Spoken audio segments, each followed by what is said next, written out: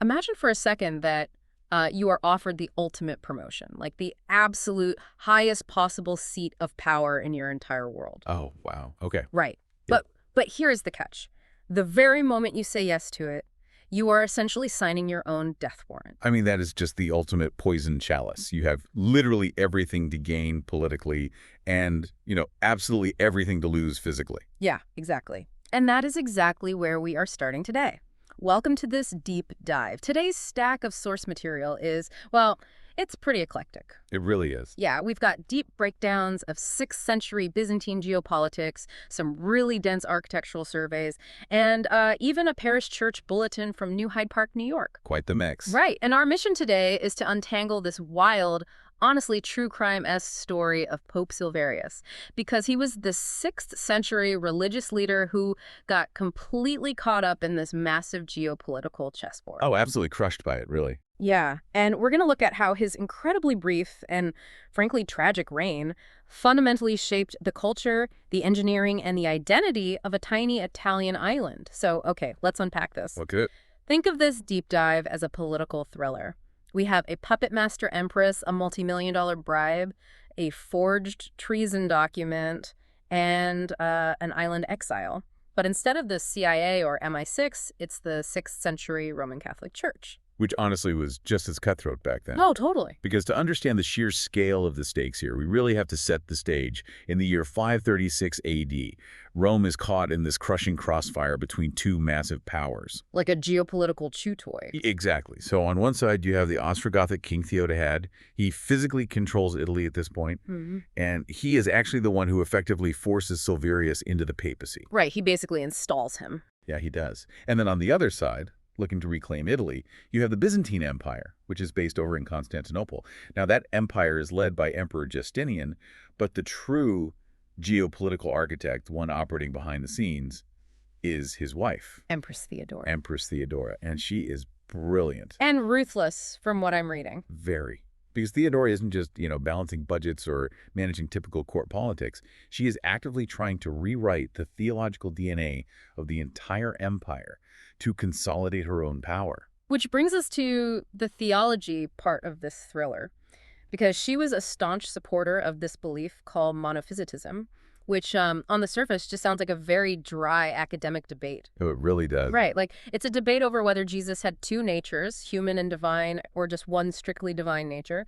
But if Jesus is purely divine, he can't actually suffer. Exactly. Because God cannot die. Right, and what's fascinating here is the cascading effect of that underlying logic. If Jesus was only divine and strictly eternal, then the crucifixion, the passion, the resurrection, all of it was essentially a theatrical performance. Wow. A performance. Yeah, it implies the suffering was an illusion. So this wasn't just some polite disagreement over clerical terminology. It was a battle over the foundational reality of the religion. Because if the passion is a performance, the core sacrifice of Christianity is totally nullified. Exactly. And Theodora had been actively installing these monophysite bishops throughout Greece and the East to unify her political base. And she really needed the new Pope Silverius to, just fall in line. Right. But before we get to that showdown, because it is a massive showdown, there's this one detail in the sources about Silverius's background that completely disrupts our modern understanding of the papacy. Oh, the family connection? Yes. He was the legitimate son of a previous pope, Hormisdas. Which, wait, a pope had a son who became pope? How does that even work with celibacy? Yeah. It is such a wild detail to us today, but it really highlights how fluid clerical norms were in the 6th century. Fluid is a good word for it. Yeah, because the strict universal rules around clerical celibacy that we, recognize today, those were still centuries away from being codified. Silverius's father, Hormisdas, was legally married. He had a family long before he ever entered the higher clergy and eventually became pope. Oh, okay, so it wasn't a scandal. Not at all. Silverius was born around 480 AD in Frosinone, entirely legitimately, before his father even took those higher vows. Got it. Okay, so Silverius steps into the papacy with this deep institutional lineage. And Almost immediately, Theodora sends him a letter. She does not waste any time. No, she doesn't. She orders him to come to Constantinople to restore order in the East. And crucially, she demands that he reinstate her political ally, Bishop Anthimus. Who the previous pope had deposed for being a monophysite heretic. Right, so it is just a blatant, heavy-handed power play. And Silverius refuses, flat out. He replies that he cannot and will not reinstate a declared heretic. Which is incredibly brave, honestly. It really is. The sources even say he remarks to his inner circle that by opposing Theodora's request, he knows he is signing his own death sentence. He had zero illusions about the machinery he was standing up to. He knew exactly who he was dealing with. Oh, yeah. And here's where it gets really interesting. Theodora realizes the CEO won't budge, so she orchestrates a hostile takeover. A literal coup. Yes. She bypasses Silverius entirely and approaches this archdeacon named Vigilius. Now, Vigilius happened to be serving as a papal representative in Constantinople at the time. He was the insider. Right. And she offers him an astronomical bribe.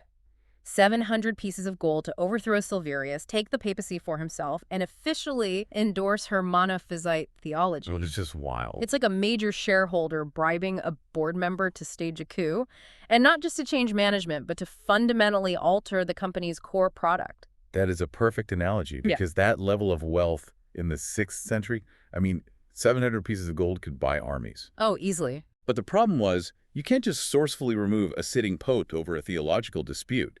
If you try that, you're going to trigger a massive civilian revolt in Rome. People would riot. Exactly. So the Byzantine general, Belisarius, who was actually leading the siege of Rome at the time, needed a pretext. Right.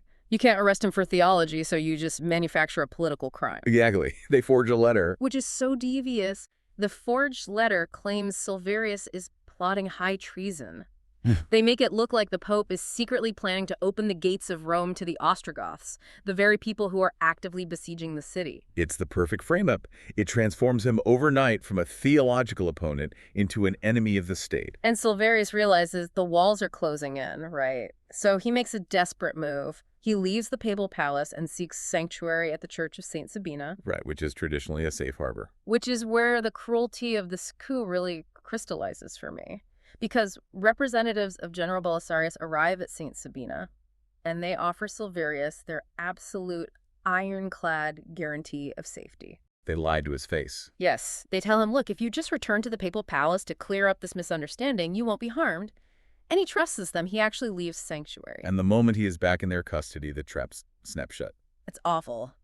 He is immediately kidnapped, stripped of his papal vestments, dressed in the rough habit of a simple monk, and just summarily exiled. The speed and efficiency of the whole operation is staggering, honestly. Yeah. I mean, the very next day, Vigilius is named pope. The hostile takeover is completely finished, and Silverius is just erased from the board. But tracking what actually happens to Silverius next is so frustrating. It's like trying to reconstruct a crime scene using only the alibis of the suspects. That's history for you. Right. The historical records we have are just a scrambled mess. Some accounts say he died in 537.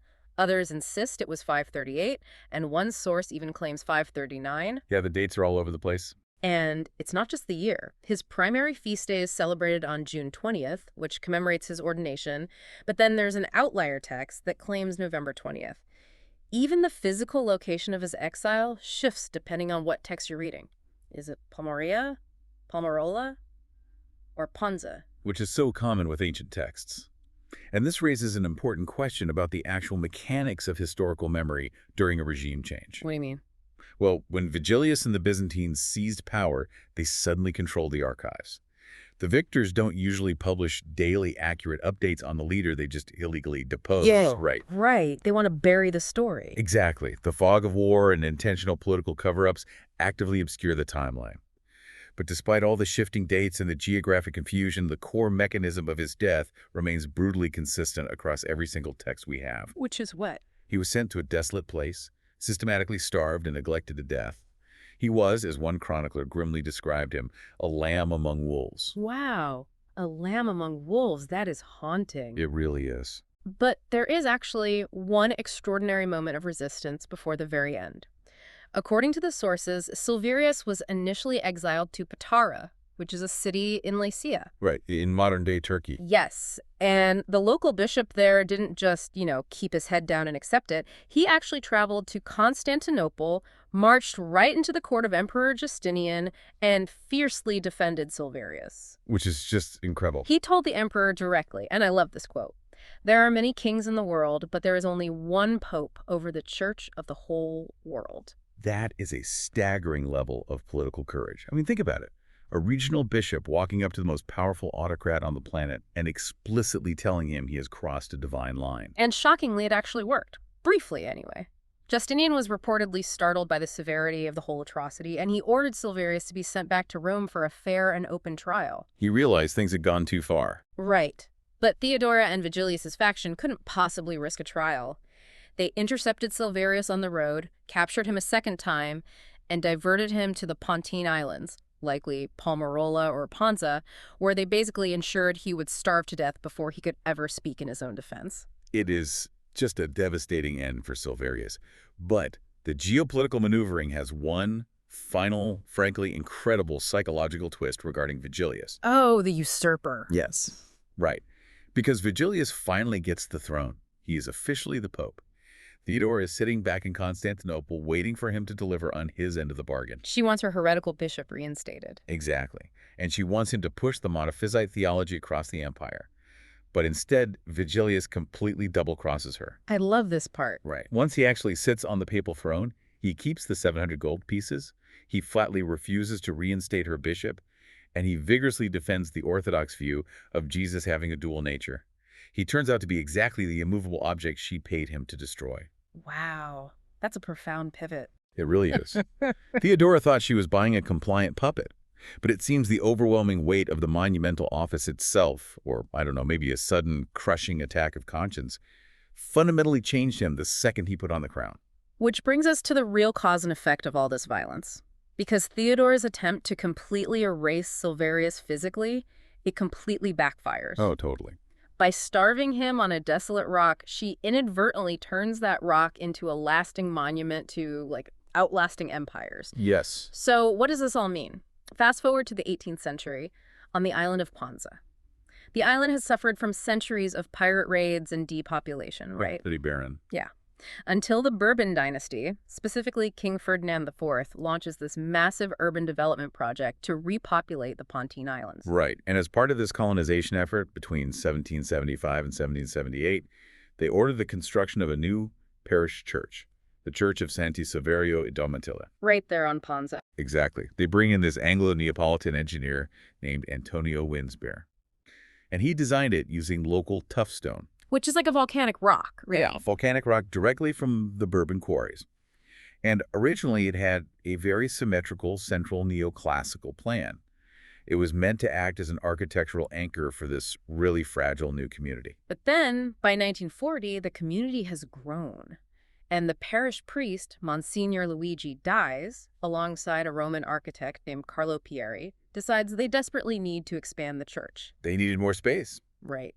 But they hit a massive geological roadblock. The terrain of Ponza is extremely volatile, and they discover underlying voids like actual cavernous empty spaces directly under the church's entrance. Which is a nightmare for an architect. Oh, absolutely. Because this is where the structural engineering gets incredibly ingenious. Yeah. The ground outside simply couldn't support the weight of a heavy stone extension. You couldn't build a plaza over those empty voids. It would just cave in. Exactly. If they tried to build outward, the entire facade would eventually collapse into the caves. So they effectively pull the footprint of the building inward.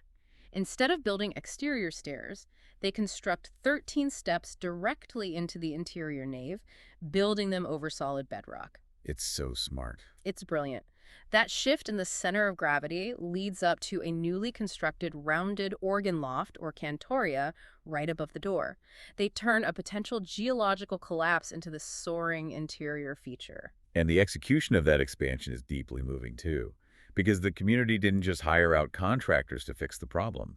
The local residents of Ponza transported all the stones for this expansion entirely by hand. Wow. Yeah, they carried volcanic rock from the Bagno Vecchio quarries, working completely for free just to ensure the shrine to their patron saint survived. That devotion is so layered, especially because the church is dedicated to Pope Silverius, but he shares the billing with a co-patron. Right, St. Flavia Domitilla. Yes, she was a first-century Roman noblewoman, part of the Flavian imperial family. She converted to Christianity and was persecuted by Emperor Domitian, and she too was exiled to the islands for her faith. So by pairing a first-century Roman noblewoman exiled by an emperor with a 6th century pope exiled by a Byzantine empress, Ponza effectively cemented its entire civic identity. Yeah. It transformed his legacy from a desolate geopolitical prison into this sacred sanctuary of resilience. It became a monument to those who were crushed by empires, but, held on to their truth. And that resilience is still a living, breathing thing today. If you travel to Ponza right now, on June 20th, the feast of St.Silverio, the entire island shuts down. I've seen pictures. It's incredible. It is. There are massive, elaborate sea processions.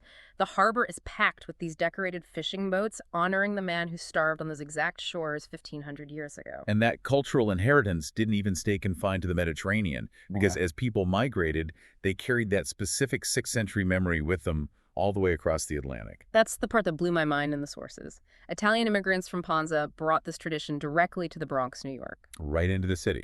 Yeah. In the Morrisania section, at parishes like Our Lady of Pity or St. Clair, they still hold festivals and processions for San Silverio today. You literally have people navigating the modern streets of New York City, anchored by the memory of an exiled pope from the 6th century.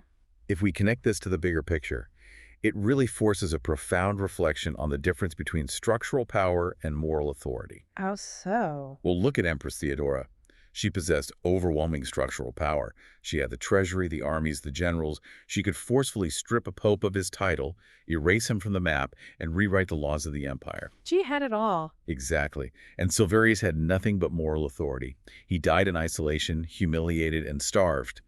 Yet, centuries later, an entire island community carries volcanic stone by hand to expand a neoclassical church in his honor. And immigrants carry his name across an ocean to build communities in America. Right.